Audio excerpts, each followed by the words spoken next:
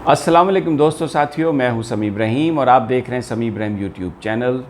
आज 22 अगस्त है और सैटरडे सन है 2020। एक बड़ा सवाल पिछले चंद दिनों से चल रहा है और कि सऊदीया पाकिस्तान से क्यों नाराज़ है। आज इसका आपको जवाब देंगे कि क्या सिर्फ शाह महमूद कुरैशी की स्टेटमेंट की वजह से नाराज़ है या कुछ और फैक्टर्स हैं जिनकी वजह से ये सारा मामला हुआ। दूसरी तरफ हम देखते हैं कि चाइना और अमेरिका की अब जो राइवलरी है, उनका आपस में जो मुकाबला है वो बहुत बढ़ गया और जो नई डेवलपमेंट मिलिट्री इक्विपमेंट में चाइना ने की हैं, उससे एक तो वो अमेरिका के साथ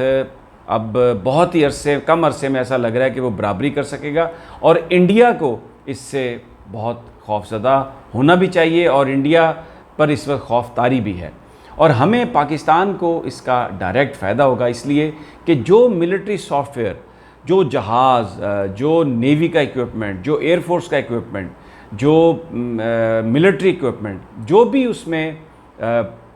इम्प्रूवमेंट हो रही है, जो भी उसमें डेवलपमेंट हो रही है, जिस तरह पाकिस्तान ने JF थंडर 17 बनाया है और अब पाकिस्तान J20 हासिल करने के लिए भी गुफ्तगू कर रहा है चाइना के साथ। और अगर एक डिफेंस पैक्ट हो जाता है चाइना का पाकिस्तान के साथ, तो फिर उसके बाद वो सारा साजो सामान जो है, फ़ौजी असला, वो पाकिस्तान अपनी हिफाजत के लिए इस्तेमाल कर सकता है। तो फिर जो प्राइम मिनिस्टर इमरान खान ने कहा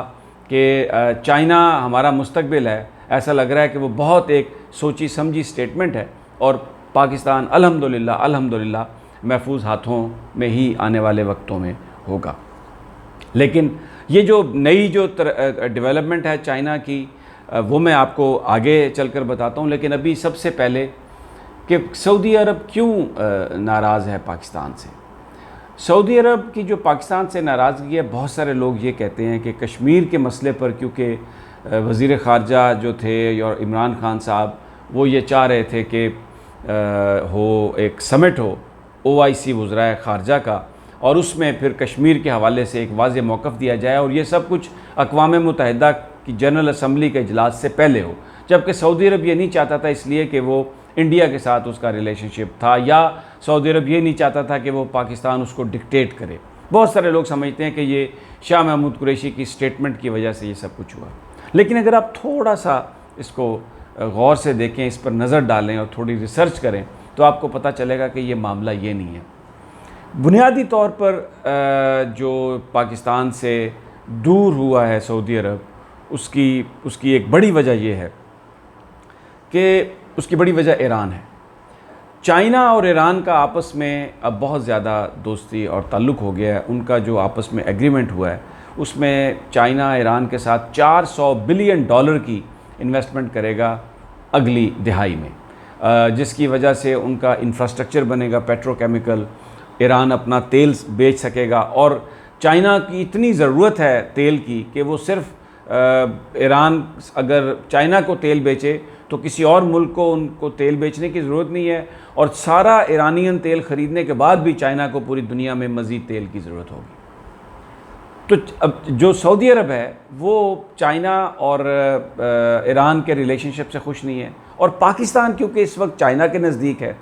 तो इसलिए उनकी जो नाराज़गी है वो पाकिस्तान से ये है कि सऊदी अरब ये चाहता है कि पाकिस्तान चाइनीज़ कैंप से निकल जाए और वो अमरीकी कैंप में आ जाए। उसकी मैं आपको दूसरी जो मिसाल दे रहा हूँ कि चाइना ने और सऊदी अरब के दरमियान एक डील हुई थी। अरामको कंपनी जो है सऊदी अरब की, उसने चाइना के अंदर लियाओनैंग जो उनका प्रोविंस है, वहाँ पर $10 बिलियन की एक रिफाइनरी लगानी थी और नरेनको एक चाइनीज़ कंपनी थी और 2 और कंपनीज थी उनके साथ मिलकर। जो बड़ी आरामको सऊदी अरब की कंपनी है, उन्होंने कहा कि चाइना के साथ सऊदी अरब ने कहा कि मिलकर हम एक कंपनी बनाएंगे और उसका नाम रखा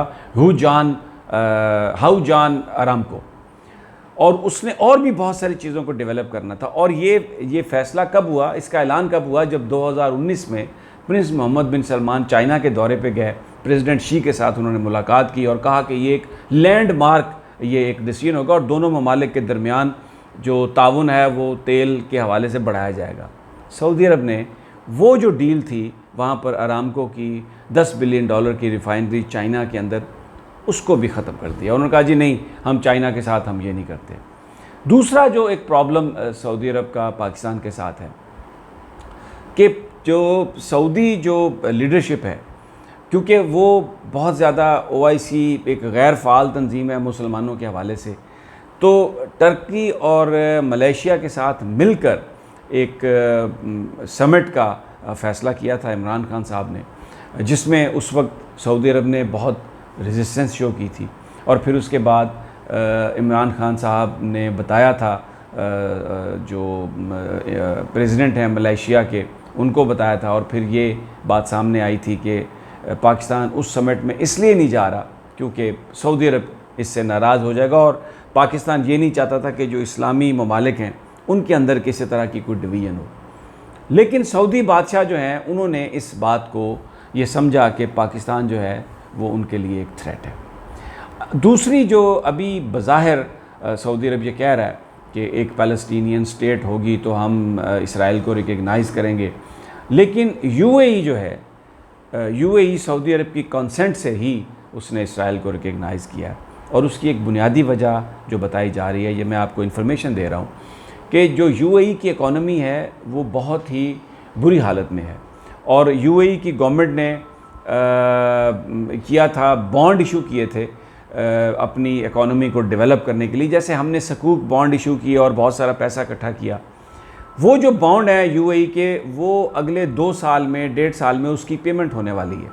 और यानी जिन लोगों ने वो बॉन्ड ख़रीदे हैं, अगर वो अपना बॉन्ड कैश कराना चाहें प्रॉफिट के साथ, तो वो यूएई गवर्नमेंट को देने हैं, और यूएई गवर्नमेंट के पास पैसा नहीं है। तो फिर क्या किया जाए? इन सारी हालात में जो चाइना, जो अमेरिका के एडवाइज़र्स वहाँ पर मौजूद थे, उन्होंने प्रिंस मोहम्मद से ये कहा कि आप सबसे बड़ा, क्योंकि इन्वेस्टमेंट लाने की बात थी, तो इन्वेस्टमेंट बड़ी बड़ी कंपनियां जो हैं इस दुनिया की वो यहूदी ओन करते हैं, तो ये कहा गया कि अगर आप इसराइल के साथ फॉर्मल रिलेशनशिप बना लेंगे तो बहुत बड़ी इन्वेस्टमेंट जो उन कंपनियों की जिनको यहूदी ओन करते हैं वो यूएई में आएगी, तो आपकी इकॉनमी जो है वो बेहतर हो जाएगी। और अब यहाँ पर मैं एक और आपको बात बता रहा हूँ कि जो ये बात कही जाती है कि पाकिस्तान को माजी की जो 2 हुकूमतें थीं उन्होंने कर्ज़े में डुबोया, उसकी एक बड़ी वजह ये थी कि इतना कर्ज़ा इस मुल्क पर हो जाए कि जब ये पेमेंट हम वापस नहीं दे सकेंगे तो फिर वो जो हमारे न्यूक्लियर एसेट्स है या जो हमारे जियोग्राफिकल इंटरेस्ट हैं उन पर हमें कंप्रोमाइज़ करना पड़ेगा अपने आप को डिफ़ॉल्ट से बचाने के लिए, अपने मुल्क को चलाने के लिए। तो जैसे बनिए की एक सोच होती है कि इतना पैसा दे के उससे ख़र्च करवा लो कि वो फिर उसकी अदायगी ना कर सके, तो वो जिस ज़मीन के एवज़ या जिस घर के एवज़ या जो भी कोलेट्रल है उस पर आप फिर कब्ज़ा कर लेते हैं। तो पाकिस्तान की जो दुनिया की नज़रें पाकिस्तान के न्यूक्लियर एसेट्स पर हैं, और दुनिया ये चाहती है, भारतीय ये चाहते हैं, भारत वाले लोग और वेस्ट उनके साथ है कि पाकिस्तान जो है वो भारत की हेजमनी को कबूल कर ले। तो ये 2 ऑब्जेक्टिव हैं उनके फॉरेन पॉलिसी के, और इसीलिए उन्होंने पाकिस्तान को इतना, इन हुक्मरानों ने जो जिनके अमेरिका से बड़े ताल्लुकात हैं, वेस्ट से ताल्लुकात हैं, उन्होंने इतना कर्ज़ा लिया, डबो दिया पाकिस्तान को कर्ज़े में कि अभी भी इतनी मुश्किल हो रही है। अगर ये 5 साल और रहते तो आप देखें कि कर्ज़े की अदायगी के लिए हमारे पास कोई पैसे ही नहीं होने थे, तो फिर उसके बाद क्या होता, किस चीज़ को बेचते, किस पर सौदा करते। ये मैं अभी इस हवाले से कुछ नहीं कहता, क्योंकि अगर मैं कहूँगा तो मुझ पर फिर ये फतवा लग जाएगा कि मैं लोगों को गद्दारी के सर्टिफिकेट दे रहा हूँ। लेकिन बहरहाल वो यूएई का हाल आपने देखा कि इतना बड़ा अमीर मुल्क होने के बावजूद जो उनकी जो इन्वेस्टमेंट्स थी, जो कर्ज़े थे, उनकी वजह से आज वो इसराइल और यहूदियों की इन्वेस्टमेंट के लिए उनका वो दोस्त बन चुका है। तो जो पाकिस्तान के साथ जो मामला है वो सऊदी अरब का, वो पिछले 1.5-2 साल से चल रहा है। सऊदी अरब अमेरिका के कहने पर पाकिस्तान को ये कह रहा है कि आप चाइना से दूर हो जाएं, आप ईरान से दूर हो जाएं। अगर आप ईरान, क्योंकि जब जरदारी साहब के ज़माने में ईरान के साथ गैस लाने का जो हुआ था एग्रीमेंट, उस पर भी बहुत ज़्यादा नाराज़ था सऊदी अरब, और सदर जरदारी से जो प्रिंस शाह अब्दुल्ला थे, जब वो बीमार थे न्यूयॉर्क में, उन्होंने मुलाकात करने से इनकार कर दिया था, उनको रिसीव करने से इनकार कर दिया था। वो सिर्फ उनकी तीमारदारी के लिए जाना चाहते थे। तो ये कोई शाह महमूद कुरैशी की स्टेटमेंट से ये मामला नहीं हुआ। हमें अपनी खारजा पॉलिसी की तरजीहात तब्दील करने के लिए सऊदी अरब कह रहा है कि अगर आप चाइना के साथ हैं तो चाइना के साथ तो ईरान भी है, इसलिए मैं आपके साथ नहीं जा सकता, मैं इंडिया के साथ ही जाऊँगा। और इंडिया को खुश करने के लिए, अमेरिका को खुश करने के लिए उन्होंने चाइना के साथ भी अपनी डील ख़त्म कर ली है। अब मैं आता हूँ जो राइवलरी हो रही है, जो ख़बरें आ रही हैं कि चाइना, देखें बहरी जो बेड़े हैं वो दुनिया में सबसे बड़ा बहरी बेड़ा या बहरी ताकत जो है वो अमेरिका है। उनके पास 11 एयरक्राफ्ट कैरियर शिप्स हैं, यानी वो बड़े बड़े समंदर में चलने वाले शिप्स हैं जिनके ऊपर जहाज़ उड़ते हैं, जिनसे और लैंड करते हैं और फिर उन शिप्स के ज़रिए वो दूर दराज इलाकों में पहुंचकर बमबारी भी करते हैं और अपनी फ़ौजी ताकत का मुजाहरा करते हैं। अभी इस वक्त चाइना के पास जो हैं वो सिर्फ 2 ऑपरेशनल हैं, एक उन्होंने यूक्रेन से लिया था और दूसरा उसकी कॉपी बनाई थी। लेकिन अब ये जो ख़बरें आ रही हैं, उन्होंने वो जो बताया जा रहा है कि एक नया उन्होंने बनाया है जो बेसिकली जिसको वो कहते हैं LHD-076 लॉन्चिंग हेलीकॉप्टर डॉक 076। ये बड़ा जदीद उन्होंने डॉक बनाया और इसमें जो बता रहे हैं कि बेसिकली जो सलाहियत इसमें ये होगी कि जहाज़ जो है ना, जब वो उड़ते हैं वहाँ से भी तो यूं करके वो फ़्लाइट करते हैं, लेकिन ये जो लॉन्चिंग डॉक उन्होंने बनाया है इसमें जहाज़ बिल्कुल यूं वर्टिकल ऊपर चला जाएगा। फिक्स्ड विंग जहाज़ यानी जो प्लेन है वो यहाँ से उड़ सकेंगे। और अब ये चाइना कोशिश कर रहा है कि 6 उसके पास हो जाएं। 2 उन्होंने बना लिए 075 जो पहले बनाए थे, लेकिन अब ये 076 वर्जन जो है इसके ज़रिए जहाज़ जो है वो उड़ सकता है, बिल्कुल ऐसे हेलीकॉप्टर की तरह ऊपर जाके उड़ेगा। जहाज़ भी वो बनाए हैं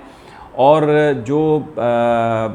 F-35B जो प्लेन थे जो अमेरिका जापान को बेच रहा है, जो बहरी जो कैरियर हैं उनसे उड़ता है, उनसे ये जहाज़ ज़्यादा सोफिस्टिकेटेड है। तो इसलिए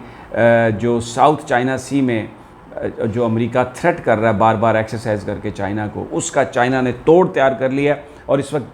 मगरब में, अमेरिका में, भारत में, जैसे हम कहते हैं ना, पंजाबी में कहते हैं पिरथू पै गया, या हम कहते हैं कि छक्के छुड़ा दिए उर्दू में।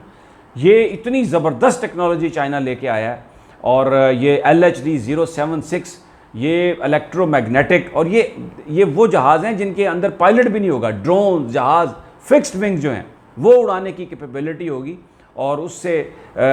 जो प्लेन है जो उड़ाएगा चाइना, वो अमेरिका के बनाए जाने वाले जो प्लेन्स हैं, जहाज़ हैं, उनसे टेक्नोलॉजी में उनको बर्तरी हासिल है। तो ये एक समझा जाता था कि अमेरिका सबसे बड़ी फ़ौजी माइट है और चाइना जो है वो समंदरों में मुकाबला नहीं कर सकता, ये अब माजी की बातें हो गई हैं। चाइना चैलेंज कर रहा है दुनिया को, चैलेंज कर रहा है अमेरिका को। फ़ौजी जो उसकी ताकत है उसमें बेपनाह इजाफा उन्होंने अपनी टेक्नोलॉजी की मदद से किया है और वज़ीर आज़म इमरान खान ये कह रहे हैं कि चाइना हमारा मुस्तकबिल है। तो इसका मतलब है अल्हम्दुलिल्लाह हम उस मुल्क के साथ खड़े हैं जिसकी दोस्ती को हमने माजी में टेस्ट भी किया है और जो इस वक्त टेक्नोलॉजी में इतना ज़्यादा बेहतर होता जा रहा है कि कोई दुनिया की ताकत अगर हमारी तरफ मैली आंख उठा के देखे तो हमारे पास इतनी सलाहियत होगी, इतनी ताकत होगी कि हम उन आँखों को ही वहाँ से निकाल सकें। अगली वीडियो तक इजाज़त दीजिए। अल्लाह निगहबान।